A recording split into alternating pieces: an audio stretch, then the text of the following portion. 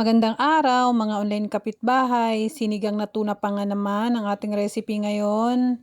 Pagkakulo ng ating tubig na may sibuyas at kamatis, sunod ko namang ilagay ang ating tuna pa nga. Naglagay na rin pala ako ng paminta, takpan at hantayin nating kumulo hanggang sa maluto ang isda.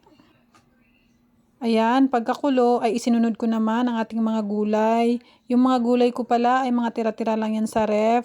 Inilagay ko na, sayang naman kung masira lang. Pakuluin muna natin at hantayin natin medyo lumambot ang gulay. Pagkalambot ng gulay, inilagay ko naman ang sinigang mix. Pwede kayong maglagay ng fresh na sampalok kung meron kayo dyan. Haluin natin ng konti bago tikman. Okay na sa akin ang asim. At pagkatapos, isinunod ko naman ang ating kangkong.